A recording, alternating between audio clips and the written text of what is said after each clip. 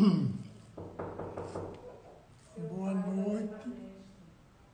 noite, meus queridos irmãos. Aqui estamos de novo na Alese, no Instagram da Alese e também pela primeira vez transmitindo ao vivo pelo YouTube da Alese. E hoje nós vamos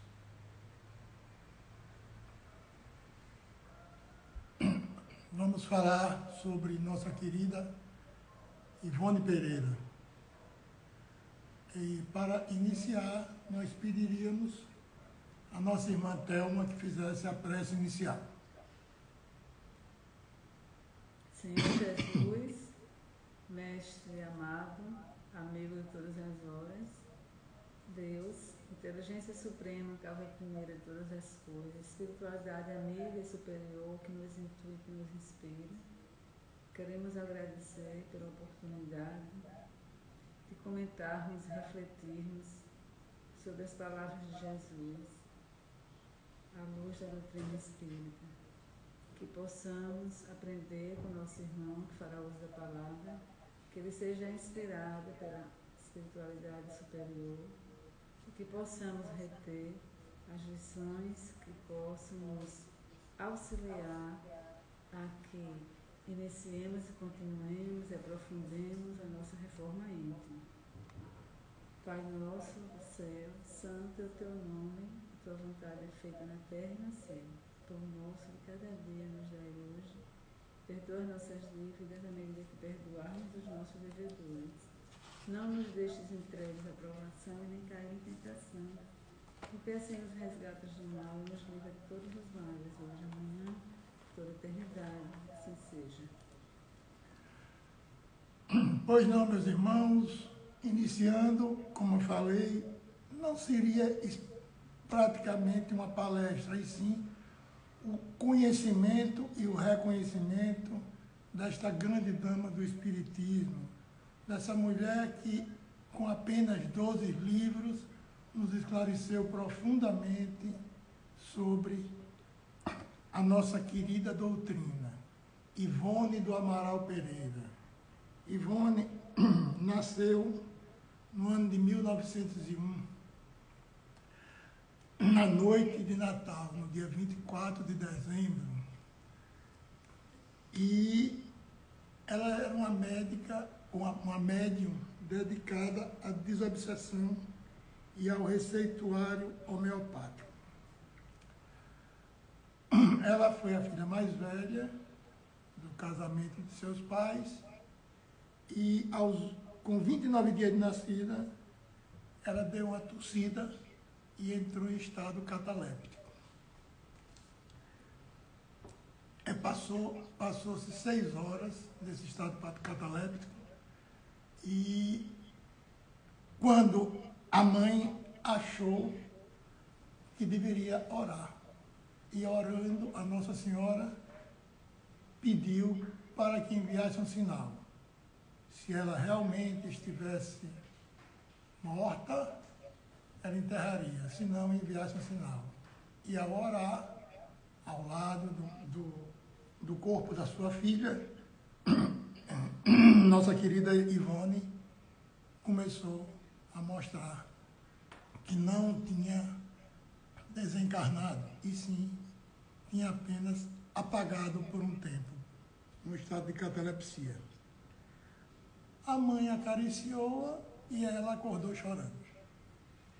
E essa foi a primeira vez de uma série de estados de catalepsia que Ivone teve através de sua existência terrena. Ela nasceu numa família espírita, portanto, ela teve a vantagem de receber toda a teoria espírita, toda a doutrina espírita, o entendimento espírita, porque ela teve muitos amigos, naturalmente, amigos invisíveis, e ela via espírito desde os 4 anos de idade, ao ponto de, às vezes, não saber se estava conversando com alguém encarnado ou desencarnado. E esse nascimento dela nessa família espírita, apesar de ter facilitado muito a vida dela, ela também teve outra coisa bem interessante que nós vamos ver com o tempo. Ela teve visões de encarnações anteriores. E numa das encarnações anteriores, ela foi filha de um espírito chamado Charles, que passou a ser o seu mentor espiritual. E ela considerava o espírito Charles como seu verdadeiro pai. Não aceitava muito os seus pais encarnados e seus irmãos como sua família. Mas, apesar de não viver mal com eles. Então, Charles, que era seu mentor, passou a conversar muito com ela e orientá-la naturalmente. Ela também, nas encarnações anteriores, ela teve André de Canalejas, que foi um médico espanhol que viveu e conviveu com ela em algumas encarnações anteriores. Aos 8 anos, ela teve o primeiro contato com o livro espírita. E aos 12 anos, ganhou do pai, o pai humano, naturalmente, o pai encarnado, o Evangelho segundo o Espiritismo e o Livro dos Espíritos. Aos 13 anos, ela já começou a frequentar as sessões espíritas e começou a mostrar a sua mediunidade. O interessante é que o pai dela, que era um homem relativamente abastado, ele faliu 3 vezes. E ao falir 3 vezes, na terceira vez ele não conseguiu se recuperar e acabou virando funcionário público. E por conta dessa situação apertada da família, Ivone só conseguiu fazer o primário. E aí, o que aconteceu? Ela acabou aprendendo a costurar, aprendeu a bordar e aprendeu também o artesanato. E ela costurava, bordava e fazia artesanato para ajudar nos ganhos da família, já que a família não era que passava por muitas dificuldades. Estudar que é bom, infelizmente ela não pôde mais. Mas, como ela não podia estudar, não tinha condições de ir para um colégio, não tinha nem tempo, coitada, porque ela trabalhava para ajudar no sustento da casa, ela acabou virando autodidata e começou a ler muito. E leu o quê? Ela leu Goethe, ela leu José de Alencar, ela leu Alexandre Herculano e muitos outros antes dos 18 anos. Então, apesar de ser uma mulher que não tinha, de ser uma criança e um adolescente que tinha ido pouco à escola, só fez o primário, ela completou os seus conhecimentos estudando, lendo, autodidata, e leu grandes nomes da literatura brasileira e mundial. E aí, com os seus conhecimentos de vidas anteriores, ela foi se aprimorando.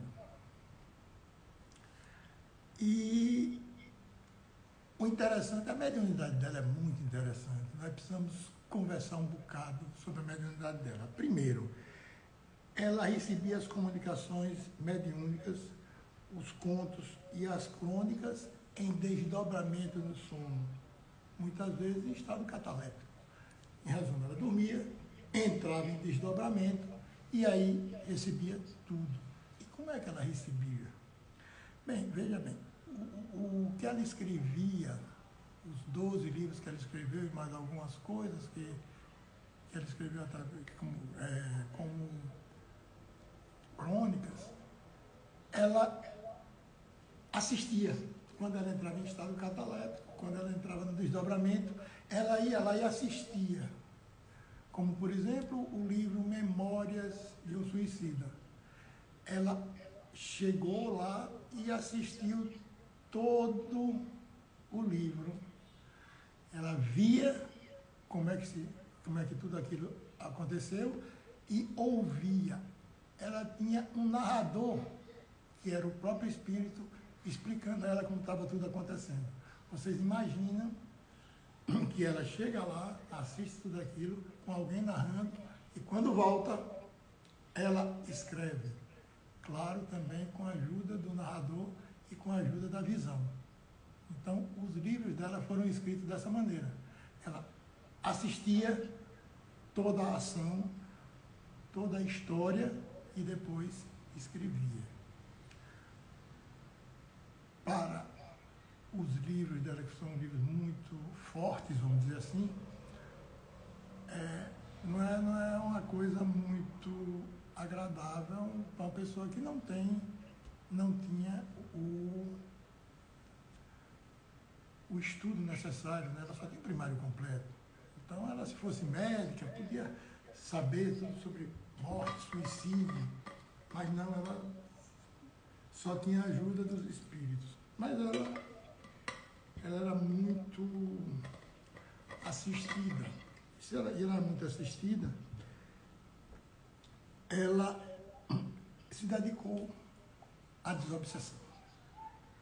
Morou em Lavras, morou em Barra do Piraí, morou em Juiz de Fora, morou em Pedro Leopoldo e morou no Rio de Janeiro. Foram 54 anos dedicados à vida mediúnica. 54 anos de dedicação. Ela dedicou-se à psicografia, ela dedicou-se à psicofonia, ela dedicou-se ao receituário homeopático, ela dedicou-se ao passe e até aos efeitos físicos de materialização. Bom, quando ela era médica receitista, ela receitava homeopatia com a ajuda, a assistência do nosso querido Dr. Bezerra de Menezes. Portanto, ela, umas poucas vezes, ela foi ver ela participou de efeitos físicos de materialização, sessões de efeitos físicos de materialização, mas ela não gostou. Ela saiu logo disso. A psicografia, a gente já sabe que ela desdobrava, assistia e depois escrevia. Psicofonia, porque ela, quando fazia o receituário homeopático, ela falava o que as pessoas deviam fazer. E como ela era dedicada à desobsessão e até à cura, ela fazia a sua psicofonia. Bom, era também uma esperantista, isto é, ela cultivava, ela aprendeu a língua Esperanto, que é a chamada linguagem universal, a língua universal de todos, e se correspondia com pessoas de todo o mundo. E com essa correspondência, o que é que acontecia? Ela divulgava cada vez mais o espiritismo, propagava o espiritismo e ajudava as pessoas. Muitas pessoas, ela ajudou casamentos que tinham problema. E engraçado que até que ela conseguiu conversar através de correspondência com um encarnado que era a reencarnação do seu amor de muitos anos, do seu Roberto de Canaleiros. Claro que ele não estava mais com esse nome. E num livro, Recordações da Mediunidade, vocês podem ler a história deles. Ela conta a história dessa correspondência que ela tinha com o Roberto de Canaleiros. Ele tendo vindo, inclusive, viajado para o Brasil, ele era um polonês, ele viajou para o Brasil e quase que se desencontraram aqui no Brasil. Mas ela já tinha uma certa idade e ele era bem novinho. Então, apesar de eles estarem encarnados na mesma época, não era para eles se encontrarem nesta encarnação. Eles se encontraram em várias outras. E o Esperanto, essa linguagem tão esquecida, É uma linguagem que ela usava, e alguns espíritas ainda hoje usam, e algumas pessoas que também não são espíritas usam para se comunicar através do mundo, sem precisar escrever uma língua ou outra na outra. O Esperanto é uma língua simples, fácil de aprender, fácil de se comunicar, uma língua com um vocabulário relativamente pequeno e que seria a linguagem universal para todos. Mas até hoje não há essa linguagem universal ainda tão estudada. A catalepsia era uma coisa comum em sua vida a partir de 16 anos. A grande parte das reportagens que ela fez, as chamadas reportagens além-túmulo, os romances, as crônicas e contos, foram coletadas no mundo espiritual através desse desdobramento. Esse processo cataléptico, ela desdobrava, ia para lá, coletava tudo, fazia todo o trabalho de prospecção. Claro que sempre ela era monitorada, assistida por Charles, seu guia espiritual, seu mentor, e também por vários outros espíritos de escola. Ela teve a ajuda de Leon Tolstói, por exemplo, que foi um grande escritor russo. Ela teve a assistência de Bittencourt Sampaio. Bittencourt Sampaio ajudou muito ela no trabalho de desobsessão e de receitas. Bezerra de Menezes, que também assistia ela no trabalho de receitas, e inclusive escreveu, salvo engano, 2 romances com ela. Um deles, A Tragédia de Santa Maria, que é um livro maravilhoso, onde nós poderemos conhecer. Diga-se de passagem, a Santa Maria não é a boate do Rio Grande do Sul, né? Aquela cidade do Rio Grande do Sul. Santa Maria era uma fazenda onde houve um problema lá e houve uma tragédia. Mas são livros maravilhosos. E como psicóloga, médica receitista, o próprio Roberto de Canaleiras, que foi casado com ela e também era médico, e naquele tempo também médico receitista, ele ajudou-a e para ela conseguir passar as receitas perfeitas. Então, era Bittencourt Sampaio, era Charles, era Roberto Canaleira e era Bezerra de Menezes. Ela manteve alguns contatos com Camilo Castelo Branco. E Camilo Castelo Branco e com um compositor muito conhecido chamado Frédéric Chopin, que muito orientaram ela. O Camilo Castelo Branco, ele foi ele quem contou a história dele. Ele era um grande escritor português que ficou cego e contou a história dele desde a cegueira dele até o final, e o título foi Memória de um Suicida. Nesse tempo, Chico Xavier já tinha tido problemas na justiça e foi aconselhado a mudar o nome. Então, em vez de Camilo Castelo Branco, ficou sendo Camilo Cândido Botelho, o espírito. Mas, na verdade, para evitar problemas jurídicos. Mas é a história de Camilo Castelo Branco. E esse livro é um livro maravilhoso, um dos melhores livros que já apareceram no século passado. É um livro, obra completa sobre o suicida. Quem quiser ter toda a condição de interpretar e de entender o suicida, não deve deixar de ler esse livro. Porque dos poucos livros que ela escreveu, cada um deles traz um grande ensinamento.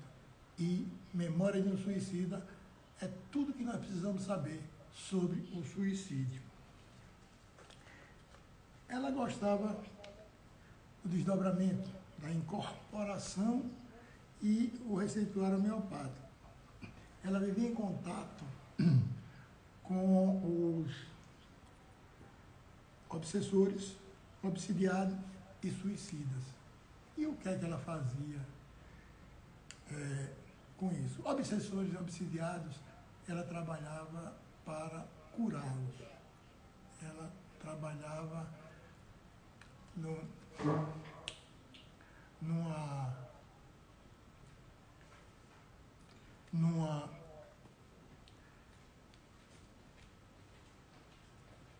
com os obsessores e obsidiados, ela trabalhava com os médicos para tirá-los desse sofrimento.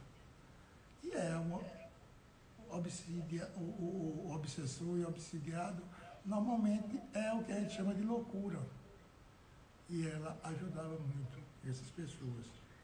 Ela tinha também o receituário homeopático, mas o suicida ela tinha um carinho especial. Primeiro porque ela foi suicida e não suicidou uma vez, ela suicidou-se mais de uma encarnação. E esse suicídio dela, ela se suicidou e ela provocou o suicídio em também outras pessoas. E aí, como ela tinha esse carinho especial e ela tinha conhecimento de que tinha sido suicida em encarnações passadas, o que é que ela fazia? Ela lia o jornal, os obituários, e os obituários que tinham a página de suicida, ela anotava, ela criou um caderninho e anotava o nome de todos os suicidas. E diariamente ela orava por todos esses suicidas. Ao ponto de, um belo dia, alguém chegou lá e disse: minha querida Ivone, eu vim aqui lhe agradecer. Agradecer por quê? Eu não fiz nada. Eu não sei, fez. Graças às suas orações, eu que estava muito tempo em dificuldades, estava sofrendo no Vale dos Suicidas, fui atendido, fui ajudado e hoje eu estou muito bem, porque me disseram que suas orações foram fundamentais para a minha recuperação. E esse foi o primeiro dos que voltou e que vários deles voltaram e conversaram com ela, agradeceram ela. Ela recebia visitas regulares desses suicidas para agradecer. E ficava lá conversando com ela, batendo papo, de braço dado dentro da casa dela. E ela às vezes ficava confusa, sem saber se eram encarnados ou desencarnados. Porque é aquela história. É tanta gente, e assim, quando você tem a capacidade de ver o desencarnado, você fica sem saber direito o que é. Se ele é encarnado, se ele é desencarnado, porque os dois são iguais para você. São espíritos que estão vivendo, são vivos. E aí, ela passava os dias conversando com esses suicidas, fazendo as suas obrigações. À noite, sempre tinha um desdobramento noturno. E nesse desdobramento noturno, ela deixou 20 obras.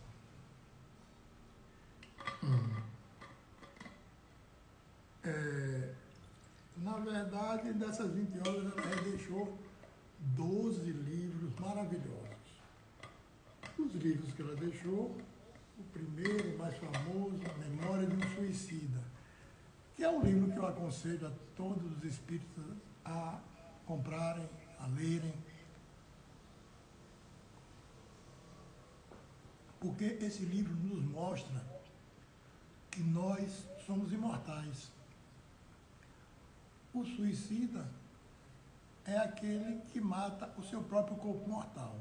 Então, o que é que acontece? Se eu matar o corpo de alguém, o corpo físico de alguém, eu sou chamado de assassino. Se eu matar o meu próprio corpo, eu sou chamado de suicida. A única diferença é essa. Mas, no caso do suicídio, quando você resolve tirar a vida desse corpo, você tira a vida só do corpo, não tira a vida do seu espírito. Seu espírito é imortal. Você tira a vida e você continua sendo a mesma pessoa, com os mesmos problemas, com as mesmas angústias. E aí você fica numa situação difícil, porque você tem a consciência de que deveria resolver aquilo e você não resolveu. Não é problema dos outros, é problema seu. Foi você que passou por aquela situação. E Deus lhe deu todas as condições de ultrapassar aqueles problemas que estavam acontecendo com você. Você apenas, num ato de medo, você não quis, achou que era mais interessante você fugir e que ao fugir você resolveria os problemas. Ninguém resolve nada fugindo. A gente só resolve quando a gente encara frente a frente todos os nossos problemas, por mais difíceis que sejam. Lembre-se quando Chico dizia, isso passa. Ah, Chico, mas agora eu estou tão feliz. Isso também passa. Então, nós passamos por momentos difíceis e momentos fáceis.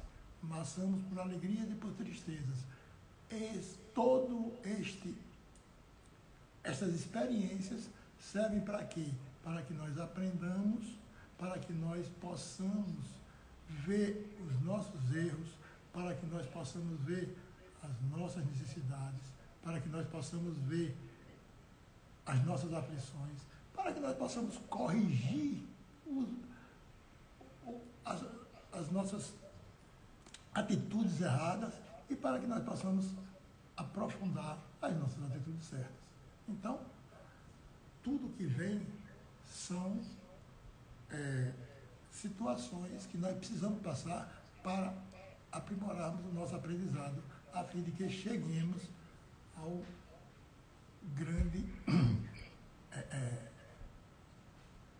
a melhora espiritual,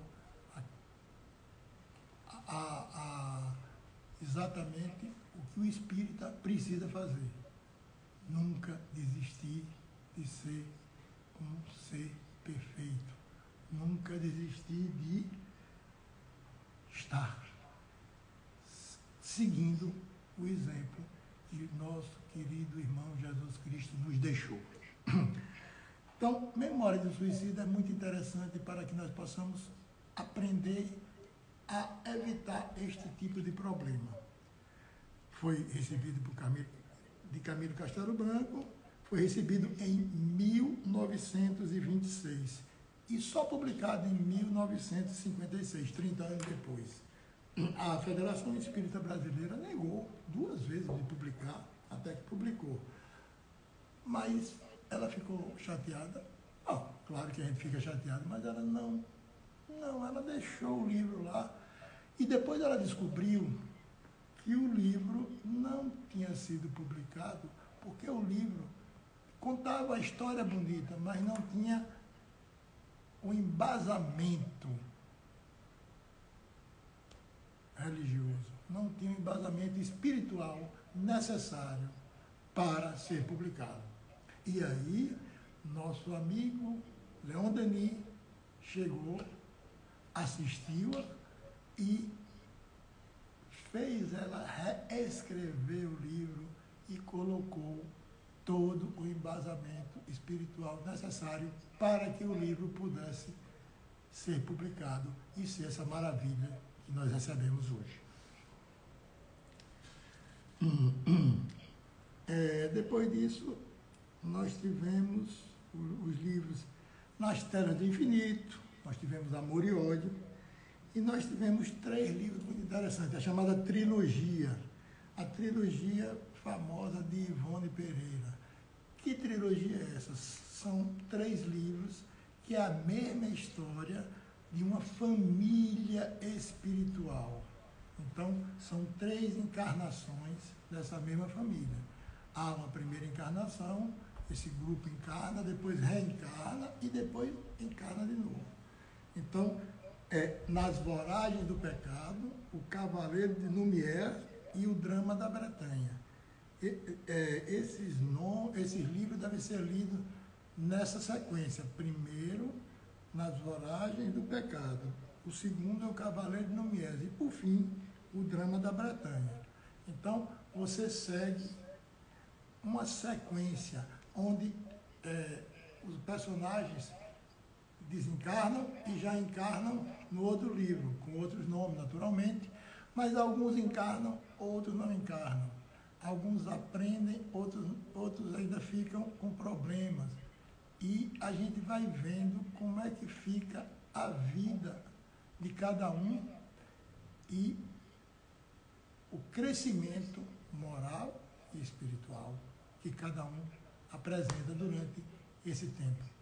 Quando vocês olharem o livro de Victor Hugo, o livro de Victor Hugo tem muito disso. Normalmente tem duas encarnações. A primeira encarnação, depois tem a segunda. Em cada livro, naturalmente. Nesse caso aqui, nossa querida Ivone, ela conseguiu fazer 3 livros diferentes, com 3 encarnações diferentes, cada encarnação com sua história. São lindos livros. Esses livros, inclusive, ela é retratada nas 3 encarnações e só lendo mesmo. Eu aconselho vocês a lerem todos os 12 livros. Tem um livro chamado Ressurreição em Vida. Ressurreição em Vida foi ditado pelo espírito de Leon Tolstói. É um excelente livro que mostra toda uma parte russa da espiritualidade. Sublimação é outro livro maravilhoso.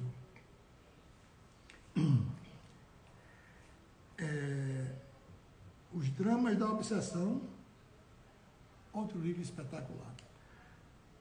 Quando você tem uma trilogia, mais o livro Sublimação, mais Recordações da Mediunidade, esses 3 livros contam um pouco da história dela com Charles e com Roberto Canalejo. Então, Nas Voragens do Pecado, Cavaleiro de Lumière, Drama da Bretanha. Depois tem Sublimação e depois um capítulo de Recordações da Mediunidade. Vocês vão ver muito do que ela passou com o Charles e com Roberto de Canalejo. No final, nós temos 2 livros dela que não foram, vejam bem, esses livros não foram psicografados por nenhum espírito em particular.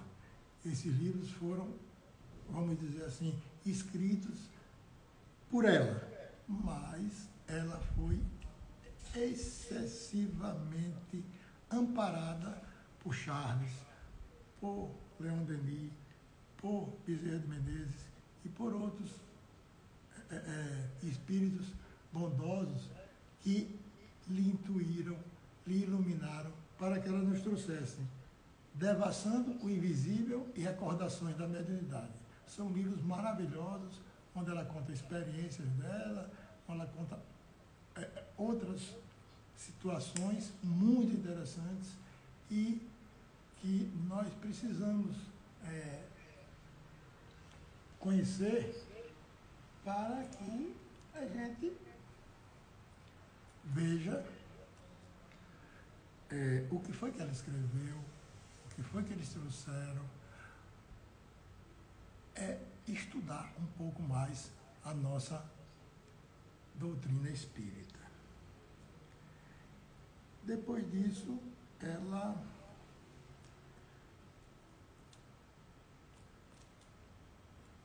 teve, salvo engano, em 1980, ela teve um breve AVC. E a partir daí ela parou de trabalhar porque ela não teve mais condições de ser uma médium, porque o AVC impediu-a de trabalhar. E em 9 de março de 1984, aos 83 anos de idade, ela desencarnou no Hospital da Lagoa, no Rio de Janeiro. Essa foi a história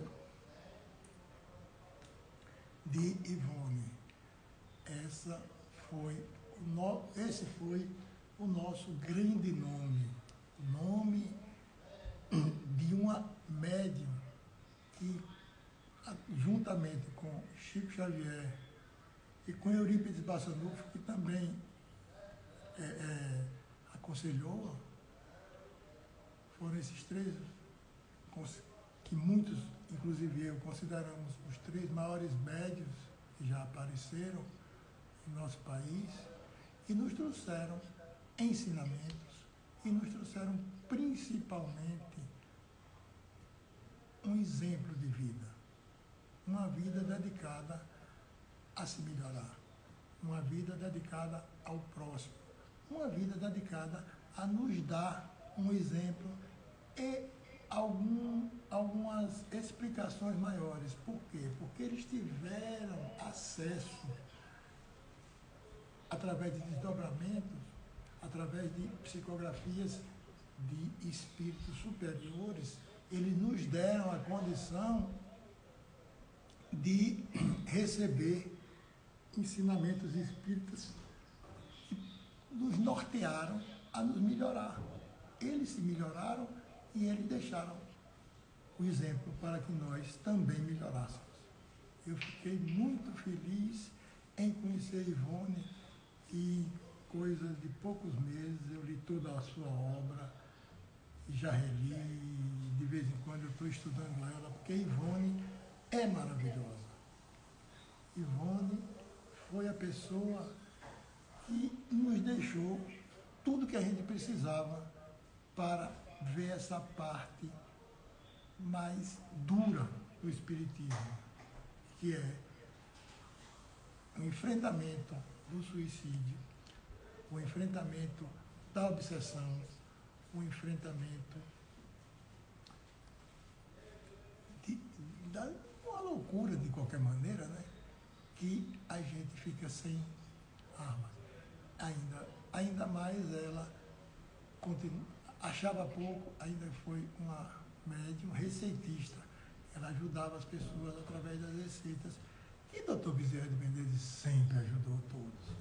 Portanto, meus irmãos, é com muita alegria que a gente coloca essa primeira parte sobre Ivone. E pedimos a todos que procurem se lembrar de Ivone, procurem fazer alguma coisa. Vejam bem, o que é que ela fez?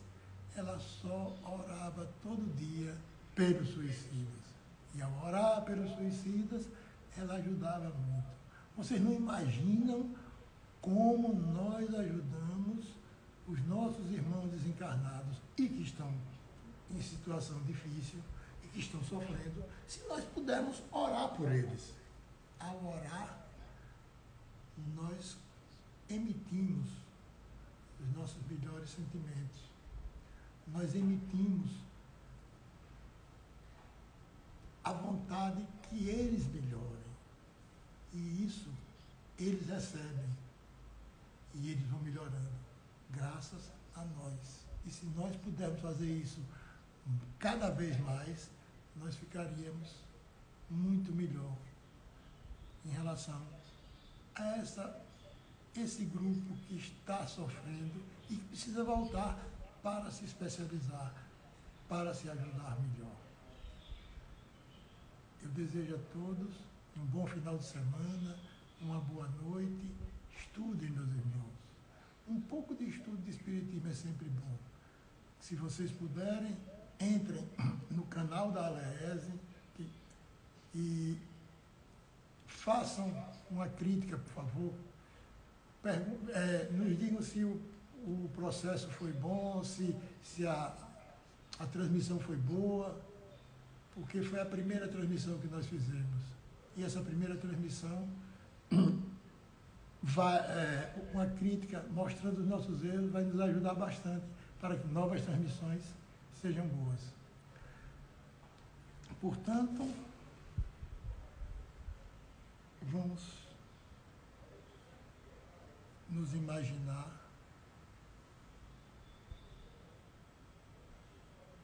rezando por nossos irmãos que de uma maneira ou de outra estão necessitados. Ó Pai, ajuda este pobre necessitado a ajudar nossos irmãos que estão mais necessitados do que nós. Porque se os irmãos precisam mais do que nós, é preciso ajudá-los, já que a sua doutrina de amor só nos deixa felizes quando todos estão felizes. Ajuda-nos, ó Pai, a distribuir este amor que ainda nos resta para com os nossos irmãos que estão sem amor, sem carinho, sem atenção, sem condições de trabalho, e mostra a eles que eles só precisam sorrir, ter confiança e saber que todas as coisas ruins passam. E que se nós pudermos, se nós tivermos perseverança, nós vamos conseguir vencer todos os nossos maus sentimentos, todos os nossos problemas, para que, livres de qualquer amarra, possamos também ajudar outros irmãos mais necessitados. Que possa abençoar a todos nós e iluminar nossos espíritos, a fim de que possamos cada vez mais sermos dignos de ser chamados de filhos de Deus. Que assim seja. Boa noite, meus irmãos, e tudo de bom para todos vocês.